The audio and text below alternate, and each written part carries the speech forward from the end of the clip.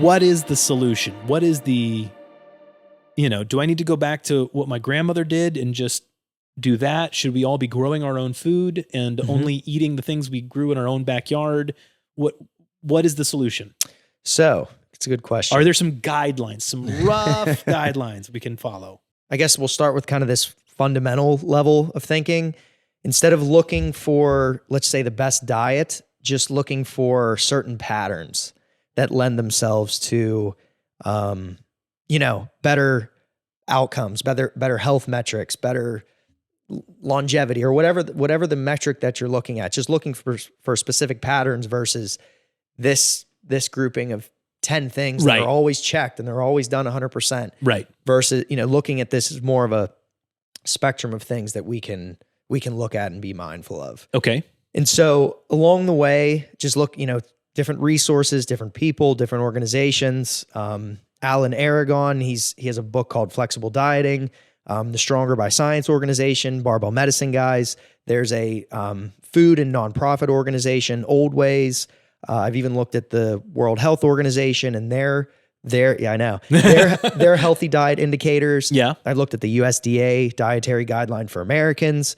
And so some of those you might trigger somebody. Some of those, I don't trust this group, or I didn't really like what this guy said. But the goal is to try and find common ground. I was going to say the overlap. Yeah. Like where all these things seem to agree, that's probably a good place to start. Exactly. So you look at all these things, and the goal was not to create shoulds and should nots, but to highlight the common ground. Okay. So based upon that, I would say maybe there's 8 to 10 points. Maybe we won't cover them all. Maybe we will. Just certain points that I think we could start with. So the first one, these are more broad principles, and then eventually we'll get down to some more nutrient specific aspects. So give me some principles. Sure. The first one is individualize. Okay. And so the key with this is just acknowledging that an individual has personal preference for what they're eating. And so this is also something that will drive adherence in the long term. So counting calories and following this diet to the T or totally disrupting your way of living is not the surefire way to maintain long-term adherence. Right. So an example would be there's two people. Somebody prefers high fat, low carb. Somebody prefers low fat, high carb. Right.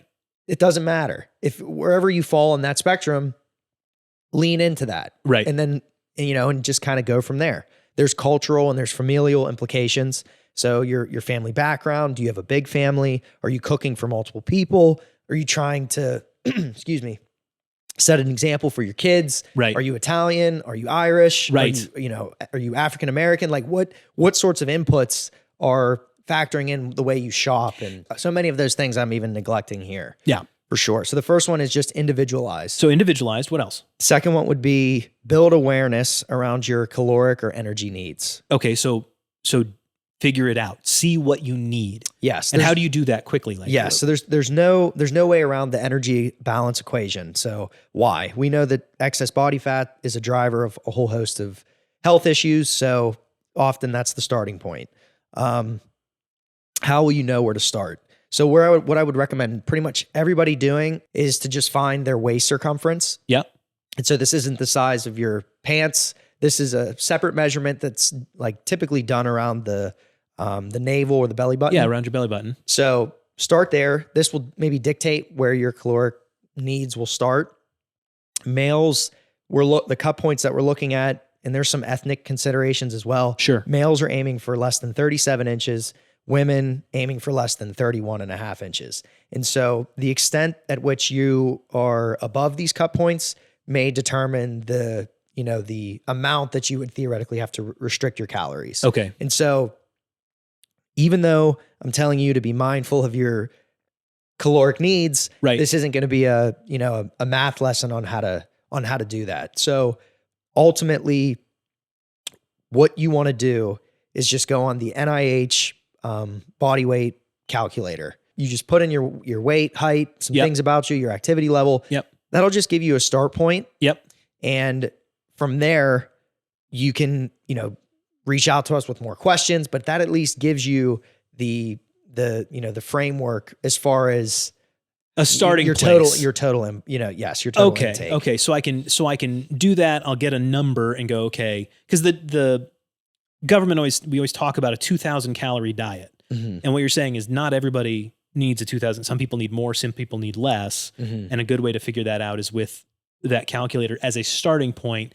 And then do you experiment a little bit? Do you try eating exactly that and see what happens to your weight over a week or two? Is that what you do? Yes. Ultimately, you're sort of the test dummy for your, for the habits that you're, because it's individualized. Yep. Mm-hmm.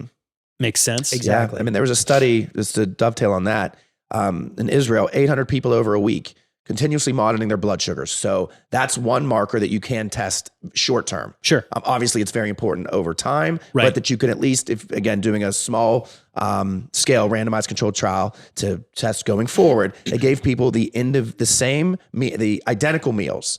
Okay. But they tested, again, their blood sugar over the course of that week, eating the exact same things, that wildly different blood sugar numbers. Wow. So even just your body's an individualized response to eating the same food. And that can affect why somebody's, for example, carbohydrate need may be higher or lower. Okay. So it really does matter person to person. You've got to experiment with some of this stuff. And within a week, I buy it because I think you could have people come in for a week and eat the same food and hunker down and do that right. Right. I mean, not to say there wasn't some cheating, and it was 800 people. So even if 600-700 of them were totally by the book, you're still going to see, I think, some value in that. Right.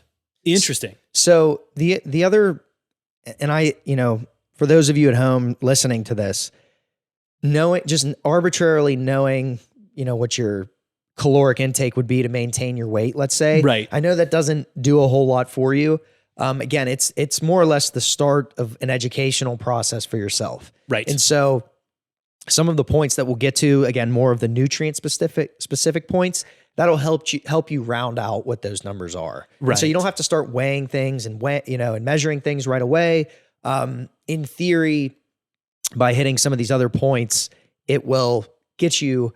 It's just funny how it'll sort of get you near that number. Right. All right. And then again, you're maybe every 3 weeks, 2 weeks, maybe you have a progress photo, or you're measuring your waist, or you're looking at the way your muscles look in the mirror, something, some sort of measure that's building in self-efficacy, self-awareness on what's going on. So again, what we're talking about here is not, this is how you should eat if you want to lose weight, or this is how you should eat if you want to get muscular. We're talking about broad brush. Here's where you start, and then do some observation of yourself and see, okay, I was following this pattern. I was eating this many calories, and I've lost 1 pound or 2 pounds over the course of a month. Okay. So then that means I'm probably in calorie deficit by about XYZ amount. You can do the math and figure it out. Yeah. And that's fine if that's what you want to do. Yep. And vice versa, that you can figure it out. You're just trying to figure out a starting place where you are. Mm-hmm. Got it. Okay. What are the principles have we got? There's only one or two more, sort of global principles here. This is one that's directly from Old Ways, which is that nonprofit. They have a nice consensus statement just talking about diet as a whole, which is non-controversial, very, they're ones that seek common ground, which we talked about initially. Right. Yeah. So this principle is just called good times 3. Is it good? Is what you're eating good for human health? Is it good for the planet and sustainability? And also make sure it tastes good. Make sure you enjoy it. So pretty broad in a sense. Again, there's a million ways that you can sort of measure whether or not something is good for human health. I think some of us have an idea of what choices are and aren't. As far as sustainability goes, I only throw that out there because I'm looking to improve upon that myself. I'm trying to look for strategies that if it helps sort of the bigger picture of our food supply, and for not just for me, but for my kids and my grandkids, then I'm all ears. I'm interested to see what's out there in that perspective. But what I am actively doing to maybe try to acknowledge that fact is just try to incorporate a little more variability in what I'm eating. So that's a big component in and of itself. And so what I mean by that is, instead of eating ground beef, breakfast, lunch, and dinner 7 days a week, there's ground chicken. Maybe on Saturdays it's beef or steak. little more seafood, Yeah. maybe a little more plant-based proteins, maybe tofu, eggs, Yeah. Greek yogurts. Just the more things that you sort of expose yourself to, the better. There's just not one meat or one vegetable or one source of fat that's best. You try to cover all bases. Okay. And that is a good difference from where things were 100 years ago. You only ate what was available to you. And so if you were a rancher in Texas, you ate beef all the time. But now we have access to all of those things. And you're saying it is good for us to vary our intake as much as possible. It's good for you, and theoretically, it's good for the planet, the broader food scale. Okay. Yes. All right. Very cool. Any other major principles we want to talk about? The last major principle, which kind of just throwing this in there as a bonus, Old Ways also has a nice point that stuck out to me, and it's called the compared to what approach. And so when you're considering for yourself or you're helping somebody in your family, when you're considering a dietary change, addition, or subtraction, you want to frame it in such a way that is more practical. So instead of saying, drink less soda, say, I'm going to drink calorie-free beverages instead of soda. Okay. Or you shouldn't eat red meat. It's, why don't you replace your red meat intake a couple times per week with that piece of fish that you like? Sure. Do something with those recommendations instead of saying no sugar, no red meat, no fatty steaks, whatever. There's things that there's always context to it. So as compared to what? Yeah. If I remove this, am I going to get healthier? I don't know. What are you going to replace it with? Right. If you say I eat steak 7 days a week and my LDL is high, I'm going to stop eating steak.